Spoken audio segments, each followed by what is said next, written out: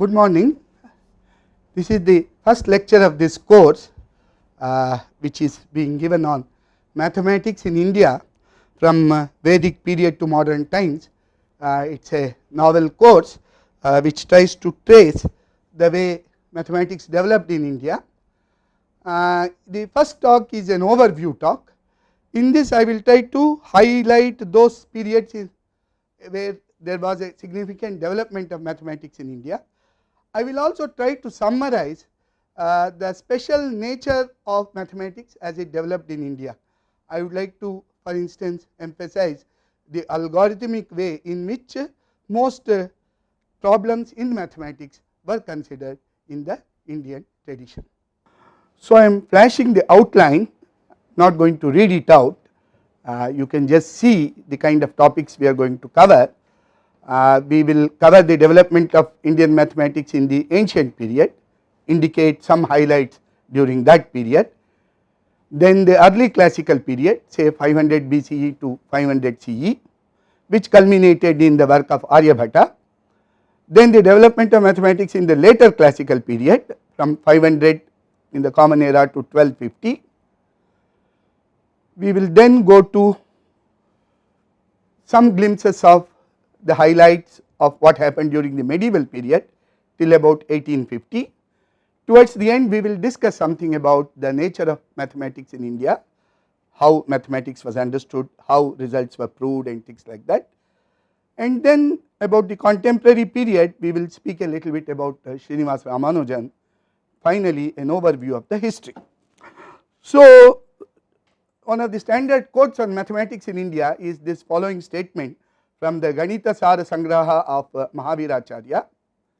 It is a long 6-verse statement, perhaps you will hear again when Mahaviracharya's Ganita Sara Sangraha is going to be discussed. It starts by saying that mathematics is important in all areas and finally concludes by saying Bahubhihi Vipralapaihi Kim Trailokye Sacharachare Yatkinchit Vastu Tatsarvam Ganitena Vinanahi.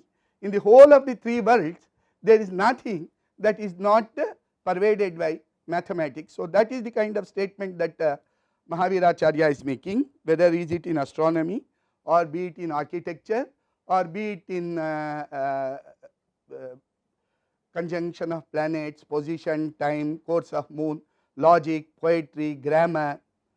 So, it is just a all purpose statement of Mahaviracharya that mathematics pervades all aspects, all subjects. This is a quotation from the 9th century work called Ganita Sara Sangraha of Mahaviracharya.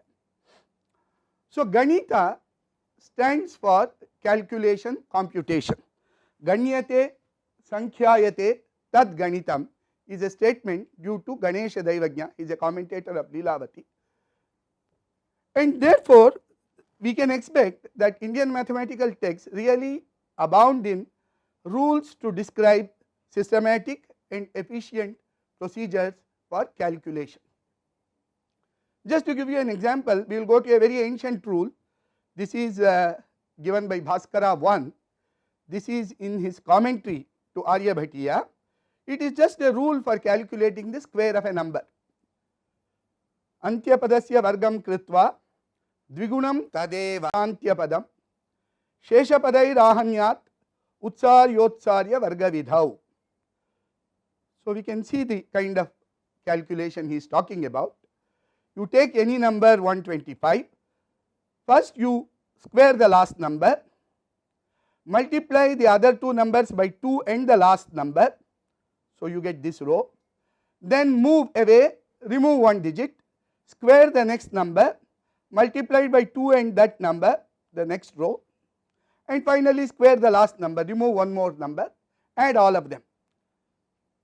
The important thing to realize is even this very ancient rule written in 629 AD actually uses n into n minus 1 by 2 multiplications to calculate the square of a number.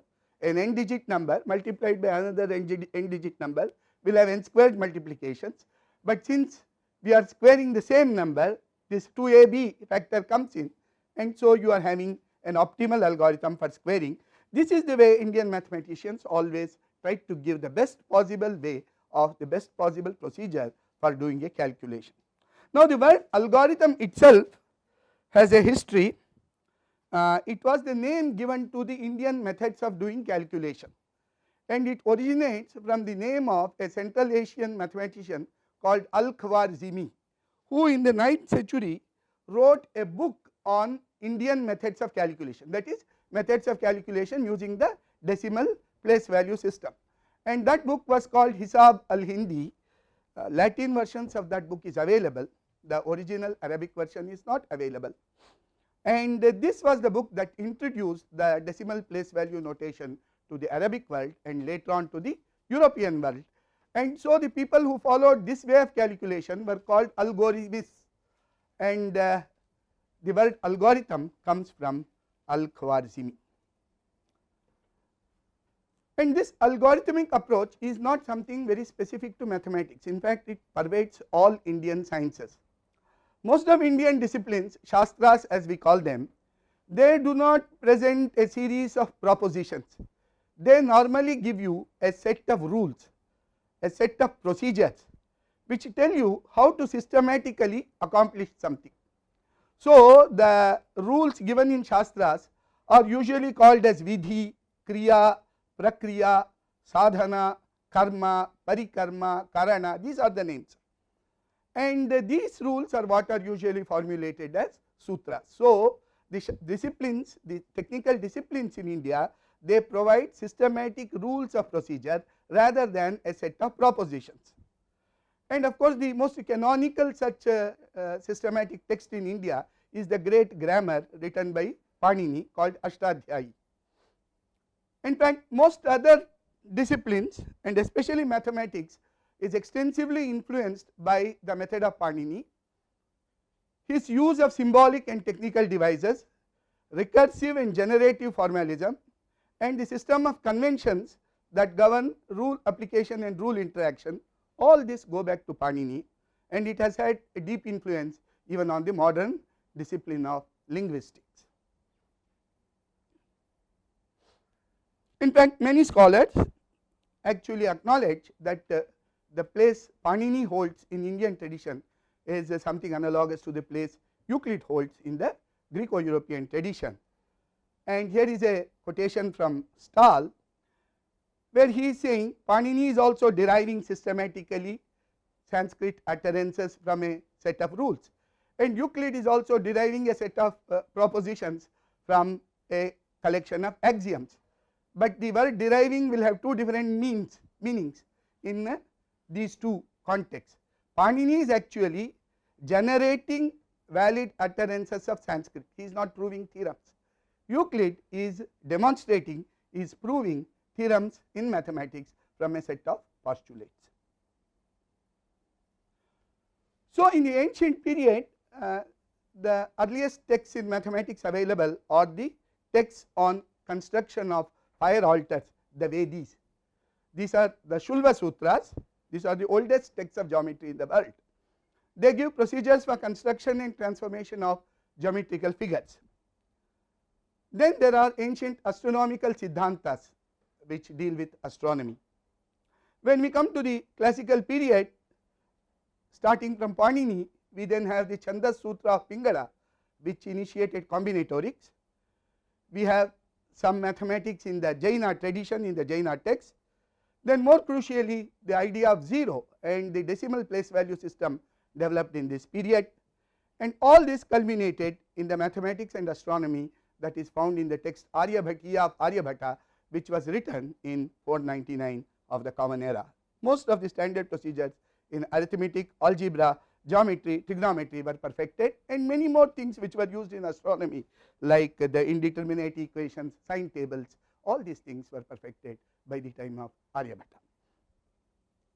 So, the ancient Shulva Sutras deal with lot of things: units of measurement, marking directions, construction of rectangles, squares, trapezia, transformation of squares, and it has the first oldest statement of geometry, the theorem which we attribute to Pythagoras commonly. It is called the Bhuja Koti Karna Nyaya in later Indian mathematical texts. It is the sum of the two sides of a rectangle, the squares, sum of the squares of two sides of a rectangle is equal to the square of the diagonal.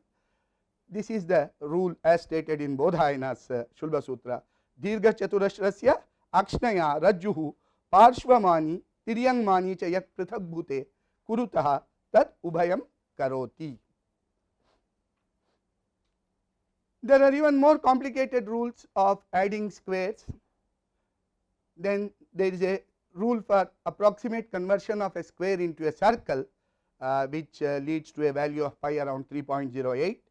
Then there is a very interesting formula for the square root of 2. It is called the Dvikarani, and it is accurate up to several decimal places, as you can see. Finally, all this geometry is used in constructing altars. This is the rule in Katyayana Shulba Sutra. The problem is how to construct a square which is n times the area of a given square, and Katyayana Shulba Sutra gives a very interesting geometrical formula: n plus 1a by 2 whole squared minus n minus 1a by 2 whole squared is na squared. It is using this very interesting algebraic result to calculate the side of a square which is n times in area of the given square. Pingala's Chandas Sutra ushered in combinatorics, and this is a very interesting diagram known as the Meru Prastara, which appears in Pingala's Chandas Sutra. It gives you the what we now call as the binomial coefficients NCR. They arise very naturally when you want to count how many meters are there which have n syllables, but in which r number of gurus appear. That is NCR, as we shall see later. The decimal place value system arose in the ancient period. The main thing about the decimal place value system is that it is essentially an algebraic concept. The number 5203 written as 5 times 10 cubed, 2 times 10 squared and 0 times 10 plus 3 is something akin to an algebraic polynomial 5x cubed 2x squared plus 0x plus 3. It is this algebraic feature of place value system that enabled the Indian mathematicians to give systematic and very interesting procedures for making calculations, and they became the standard methods of calculation all the world over. Sometimes the Indian books do give some special techniques also, which are essentially originating out of the place value system. For instance, the commentary Buddhi Vilasini of Ganesha Daivagya on Leelavati, it discusses what is currently popularly known as the Vajrabhyasa method of multiplication, vertical and crosswise method of multiplication. The history of decimal place value system goes back to the Vedas. They use the system to the base 10 very naturally. The Upanishads talk of 0 and infinity. Panini's Ashtadhyayi has a notion of lopa, which is akin to what is called a zero phoneme, zero morpheme in linguistics. There is this idea of shunya in the Buddha philosophy, the idea of abhava in the Nayayika philosophy. Pingala's Chandas Sutra uses 0 as a marker. It is not clear whether at that time the idea of 0 as a number was known. Now, soon enough the idea of place value system became so common that philosophical works such as Vasumitra's Buddhist text and even commentaries on Yoga Sutra started explaining the speciality of the place value system. Here is a quotation from the Vyasa Bhashya on Yoga Sutras. Yathaika rekha shatasthane shatam dashasthane dasha eka cha ekasthane yata chaikatvepi stri mata chochyate duhita cha swasacheti. Just as a lady is understood as a mother, daughter-in-law or a sister, a line which appears at different places, that is number 1, which appears at different places will have different values, 100 or 10. So, like this issue became well known in the circles of philosophy also and got discussed. And one of the oldest places where the place value system occurs explicitly is in a book called Vriddha Yavana Jataka, written by Spuji Dvaja around 270 in the Common Era. And by the time of Aryabhatta's Aryabhatiya, all calculations were formulated with the place value system. Here is an inscription in Gwalior which is giving the number 270. I think it is appearing here, and there are many inscriptions in Southeast Asia, in Java and various other places around early 7th century, which give numbers in the place value system with 0 also. Now, this Indian place value system was acclaimed universally. This is a statement in the 7th century by a Syrian bishop, Severus Sebokht, who is sort of saying that the Greeks seem to think too much of themselves, but they really do not know the basic methods of calculation that the Indians have discovered, and they better know that there are others who also know something of science. Here is Ibn Sina, a very famous philosopher in the West Asian region in 10th century. He is saying that he learned the methods of calculation, the Indian methods of calculation, from a vegetable vendor. So, this was the way that the place value system really revolutionized calculation all over the world. There is more modern quotation by Laplace and Gauss saying that this is indeed one of the most wonderful discoveries in the history of mathematics. Now, by the time when we come to Aryabhatiya in 500 CE, it discusses the what is called as parikarma logistics, methods of calculation, square, square root, cube, cube root, areas of triangle, circle, trapezia, approximate value of pi, computing sine tables,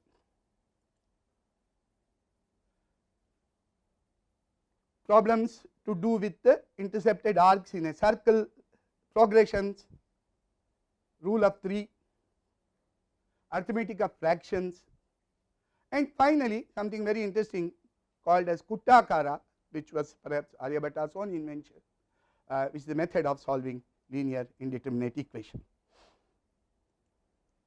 So, this is the kind of sine table that Aryabhata came up with, and it has later on been systematically improved in India. This is by Govindaswamy in 9th century, and this improved table is due to Madhava. When we come to the later period, we have luminaries like Varahamihira, Bhaskara, who wrote commentaries on Aryabhata, Brahmagupta, one of the most celebrated mathematicians of India. In Varahamihira's Brihat Samhita, which is a compendium, there is a chapter on perfumery, and there he is introducing combinatorics ideas, and he is explaining that 1820 various perfumes can be found by choosing 4 out of a collection of 16, and to calculate the 16 C4 he gives a different kind of a Meru Prastara. He is giving a different kind of a table. Here the first column natural integers, the second column sum of natural integers, the third column is the sum of sums of natural integers, fourth column is and it is based upon the recurrence relation, which is equivalent to Pingala's recurrence relation. Brahmasputa Siddhanta of Brahmagupta, it is a text on astronomy. It has 2 chapters in mathematics. Chapter 12 is called 13 is called Ganitadhyaya, and chapter 17 is called Kuttakadhyaya. Chapter 12 is Ganitadhyaya, 17 is Kuttakadhyaya. Kuttakadhyaya deals with most ideas in algebra. In Brahmagupta, you will for the first time find the arithmetic of negative quantities, calculations with 0, and then detailed treatment of equations, and even introduction of complicated equations known as the Varga Prakriti, which became a very important equation in the Indian mathematical tradition. Brahmagupta also gave very interesting results, such as this equation for the diagonals of a cyclic quadrilateral, a quadrilateral which is inscribed in a circle. He gave a formula for the diagonals of a cyclic quadrilateral in terms of the sides, and an expression for the area of the cyclic quadrilateral, which is a generalization of the formula that perhaps all of you know as the Heron's formula for the area of a triangle. Brahmagupta of course mentioned that this formula is applicable to quadrilaterals and triangles. He gave some interesting properties of equations of this kind. These are called the Varga Prakriti equation. He was the first person to formulate a property called as Bhavana, that given one solution you can go to another solution. We will discuss this later during the course. But this enabled later on Indian mathematicians to work out a very systematic algorithm. This is one of the most famous algorithms in Indian mathematics called as the Chakravala, and it enables you to solve equations. This is a very famous problem, x squared minus 61y squared is equal to 1.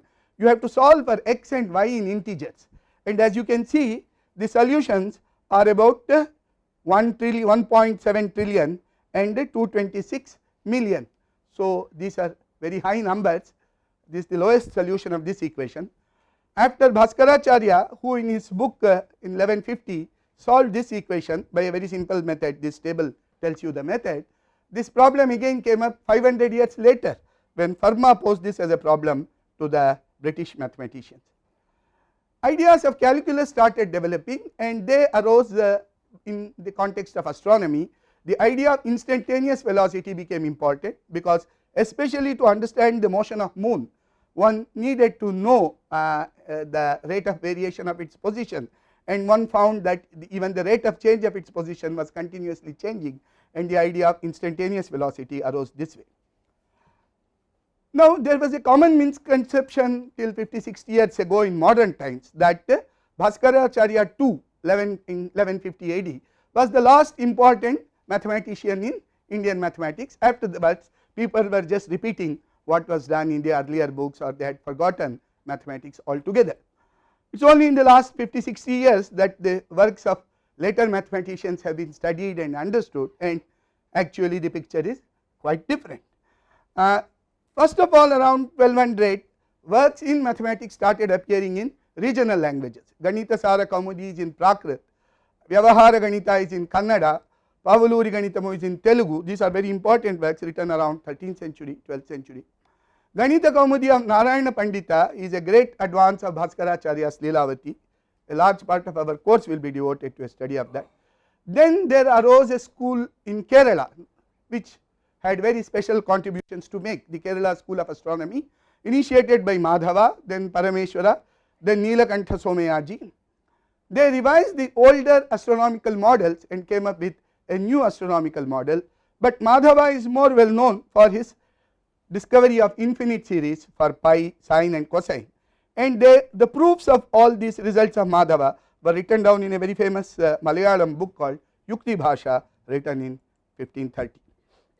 Mathematics continued in Maharashtra and Kashi with scholars such as Gyanaraja, Ganesha Daivagnya, Suryadasa. They wrote proofs on Bhaskara's results. Trigonometrical results were discovered by Munishwara Kamalakara. Savai Jaisimha in Jaipur, he built these 5 observatories which were very important at that time to correct the older astronomical calculations. The Kerala School of Astronomy also continued. The last work was Shankaravarman's Sadratnamala in 1830. There was an astronomer called Chandrasekhar Samanta in Orissa, who in fact gave by traditional methods all the major lunar inequalities in 1869. So, just to tell you the kind of work, Narayana Pandita even considered topics like magic squares as serious mathematical topics, and came up with very interesting way of constructing magic squares, several very new algorithms. This is what is called as the folding method of calculating magic squares. This is the infinite series for the ratio of the circumference to diameter discovered by Madhava, the Kerala mathematician. He not only discovered the infinite series, that is a very slowly convergent series, that 1 minus 1 by 3 plus 1 by 5 minus 1 by 7. If you calculate 50 terms of that series, you get only 1 decimal place in the expansion of pi.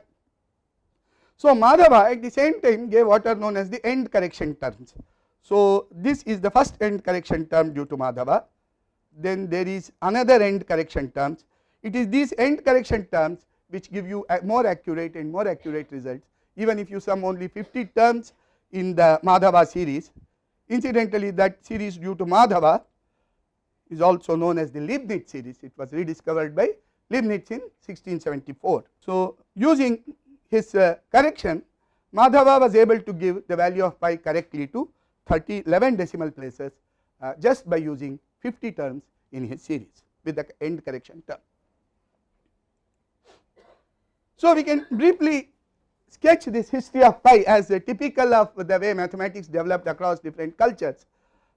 We see Aryabhata's value 3.1416, which is accurate up to 4 decimal places, the Shulva Sutra value which is accurate up to 1 decimal places, the Jain texts use root 10, Archimedes gave this standard inequality 3 10 by 71 less than pi less than 3 1 by 7. The Chinese mathematician Su Chung Chi had this 355 by 113, which is accurate up to nearly 6 to 7 decimal places.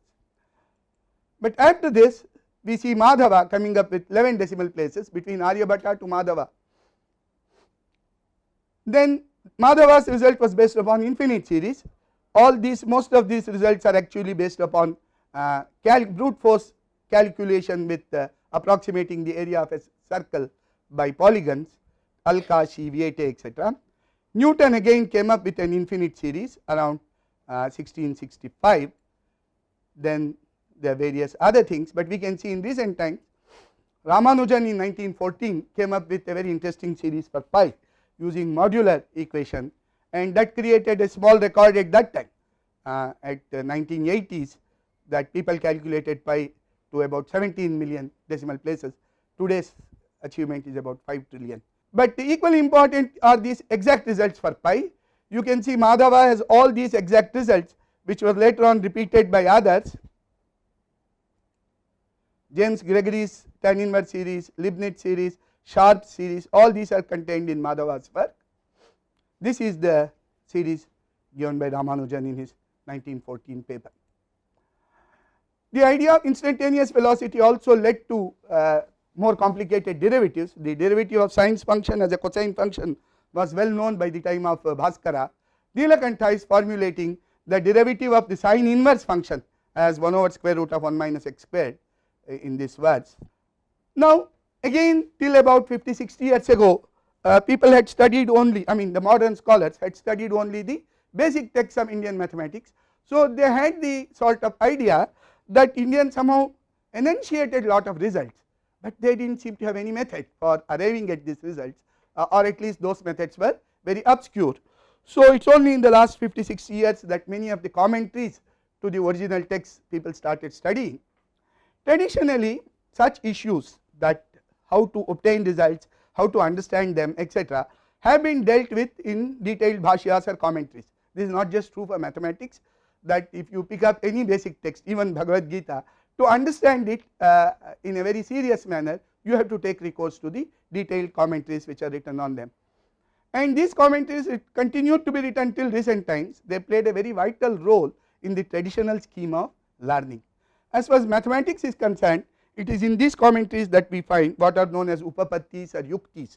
They are something similar to demonstrations or rationale or proofs in mathematics.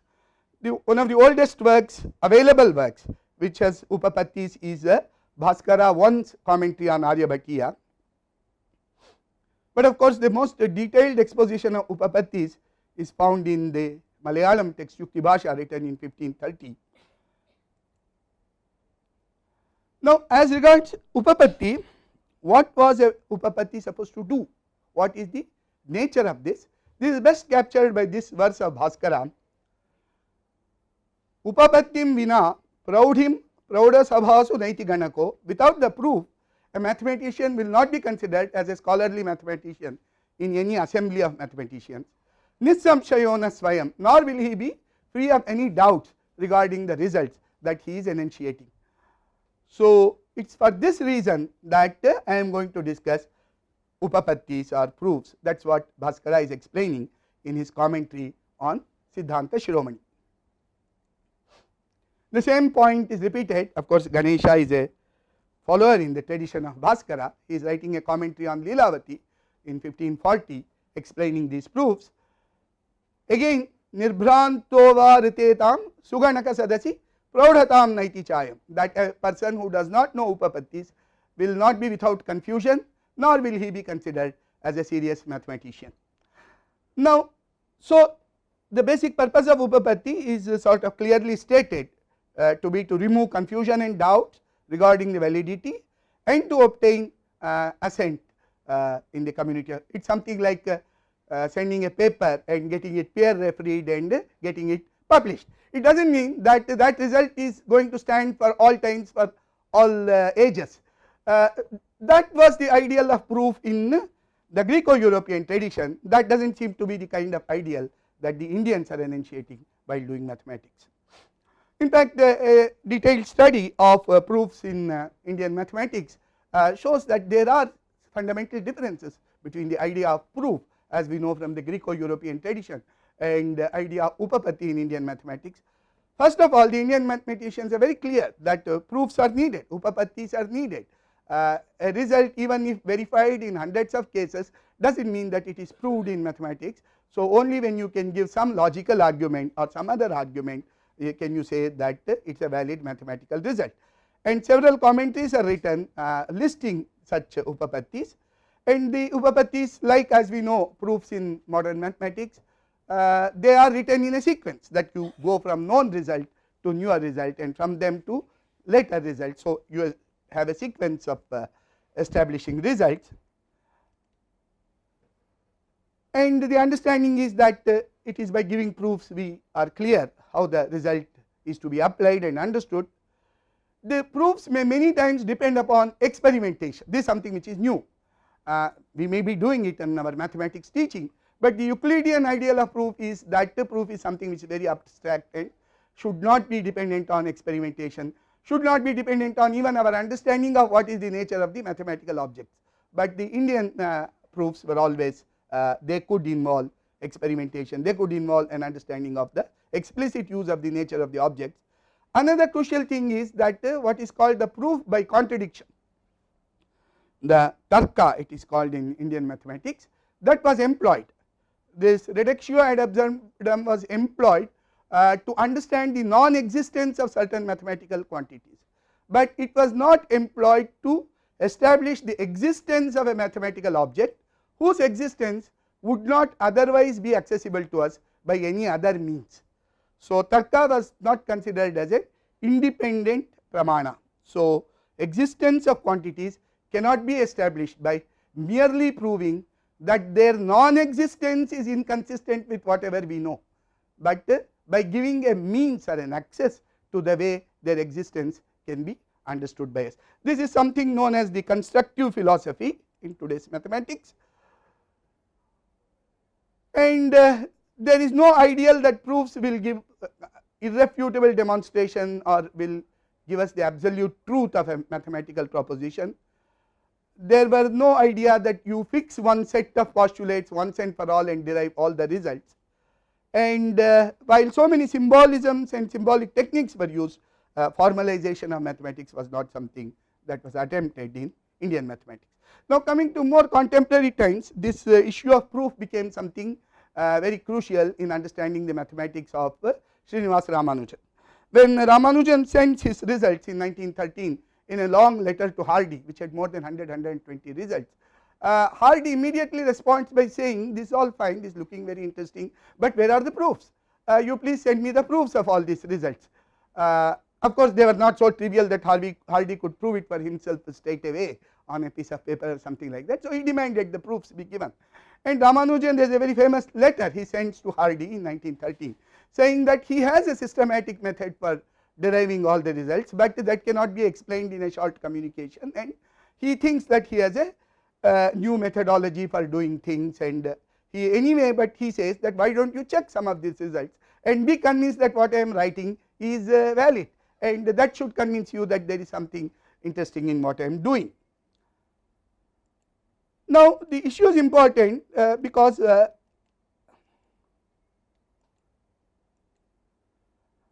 for instance, there is this notebook of Ramanujan, which is the set of all results that he noted prior to going to England, and later analysis in the last 25-30 years shows that there are more than 3,000 results these notebooks contain. Hardy initially thought that 2/3 of them were already well known, but now the understanding is more than 2/3 were not known at the time Ramanujan was recording these results in the notebook, and almost all the results are correct, perhaps no more than 5 to 10 are incorrect. This is the current assessment of the results that Ramanujan wrote down in his notebook. There is of course a notebook of the work that he was doing in the last year of his life, 1919 to 20, which was lost seemingly, and it was recovered in 1975 in the Trinity College library by Professor G. Andrews. It is called the Lost Notebook, and results in that are still being established by the mathematicians of present day, and this contains whole lot of results like this. So, what I was trying to say was that the Greco-European tradition of mathematics almost equates mathematics with proof, and the way mathematical results are discovered therefore is hardly understood. It is vaguely termed as intuition, natural genius, etc. And there is an understanding that mathematical results are non-empirical, and therefore there is no access to them except by rigorous logical argumentation. Of course, there are philosophers of mathematics who do argue that this philosophy of mathematics is confusing or barren. This philosophy does not explain most of the history of mathematics, the way mathematics is done. Either it was done in earlier times or even the way mathematics is being done presently. In the Indian tradition, the understanding was that proof is only one of the aspects of mathematics. It is important. Mathematical results were not thought of to be non-empirical. Mathematics was not thought of to be a science different from other sciences. Its results were equally contestable and falsifiable, and they could be validated in diverse ways. Proof was important, but they were more for obtaining assent for one's results. So, the process of mathematical discovery and the mathematical justification are in some unison in the way the Indians have understood mathematics. Long time ago, when Ramanujan's letter arrived in England, the confusion that Hardy and Littlewood had, Bertrand Russell wrote to one of his friends that Hardy and Littlewood seem to have discovered a second Newton in a Hindu clerk, but if some comparison is to be made regarding Ramanujan, he is more in the line of Madhava, both in the kind of topics like infinite series, transformations of them, continued fractions and transformations of them, handling iterations. He is indeed a successor of the great genius Madhava, who was one of the pioneers of calculus. I have tried to extract a review of a recent book on mathematics in India by Professor David Mumford, the well known Fields medalist. The main point Professor Mumford is trying to emphasize that by studying Indian mathematics or the history of mathematics in India, what one can understand is that indeed mathematics can be done in different ways. The muse of mathematics can be wooed in many different ways, and her secrets teased out of her, and so they were in India. And one should not just confuse the fact that absence of rigorous mathematics in the Greek style means that the rest is not mathematics at all. And he cautions that most of interesting mathematics that we use today, which was developed in 16th, 17th, 18th centuries, was indeed done by abandoning the Greek canon of doing mathematics. This is the kind of understanding that scholars are arriving at, the importance of knowing a different tradition of mathematics like the Indian tradition. Another very interesting thing is the question of the history of science in recent times, that ever since the work of Needham, it has generally been understood that till 16th century the Chinese science and technology seemed to be in considerable advance over science and technology in Europe. And then after Needham's work, the question that Needham almost made it an important focus was why modern science did not emerge in China and did not emerge in non-Western societies. Now, when we study mathematics in India, for instance, we notice that many of hallmarks of modern science, such as development of calculus, infinite series, etc., or development of new astronomical models of the planetary system, they were all there in the Kerala work of 14th, 15th, 16th century. So, a very crucial question that we should understand is why science did not flourish in non-Western societies after 16th century.